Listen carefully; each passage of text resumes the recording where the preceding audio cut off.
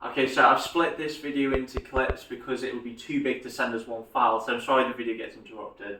So we were looking at our problem about our path, and I hope we've all had a go at that. So before this, if this was my actual lesson, just to explain, I would make sure that I don't know whether this is, they've already had a go at quadratic equations or whether this is our first time doing it, because our first time I'd go through it together. But here I've assumed that they've already done a little bit of quadratic, so we're going through it as a class after they've tried it. So if we have a look at our question then, we know about the area, so anyone know what the formula for area is? Length into width. Yes, so we've got area is width times length, well done Razka. So we've got our W for width and L for length, that's what I've used there. And then I've used here AT to stand for the area total, minus the area of F, area of the field, so the green section here, is equal to the area of the path, which we've got that little slim part around the path. And what I've done here is, to work out the area of the field, we just do our width times our length, so our width here is 52, and our length is 35, and if we times those together, we get 1,820 meters squared. I really try and make sure that we include units in our answer, even when it's just steps, because the lines of our working are very important in making sure that the examiner knows that we know what we're on about, and these get you extra marks in the exam, so it's really important to show your working. So then what we've got is we've got the total area, which is a bit more tricky. So the width here, we've got 52, and then we've got the two x's, and the two x's come from the x on the end here and x at the end. So that's where we've got the 52 plus 2x. And then the same thing, so for the length, we've got 35 plus the 2x, so x either side. And we're multiplying those together. And I've just subbed them into my formula here.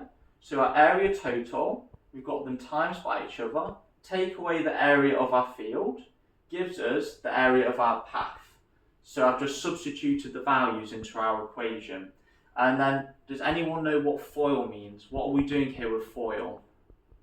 Okay, so FOIL is first out, inner last. So we're going to expand our brackets, and when we expand them, we will get to our equation here, which is what we see in our answer here. And if anyone has any problems with the FOIL method, I can help you individually after we've gone through this together as a class. So then part B, solve this equation and hence find the width of the path. Well, here it's really nice and easy. We can either try and factorise it ourselves, which you can absolutely 100% do, but I like to just use a nice quadratic formula. Super simple. We're just using x is minus b plus or minus square root of b squared minus 4ac over 2a. And we're substituting in a, b and c to get our values for x. And I'm hoping that the values we've got are x is 3 or minus 46.5. Now, which value here do we think we're going to pick for x? Are they both correct, or is only one of them correct?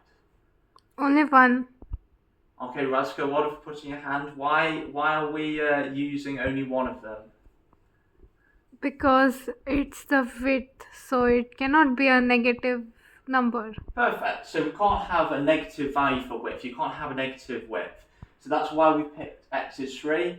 And again, at the end, I'll put the width is 3 meters. And make sure we include our units, because if you don't include units in the exam, you're going to lose marks. And that's very important to keep the units in your answer. Perfect. So I'm hoping that that's given us all a better idea of what quadratic equation is and how to solve a quadratic equation problem.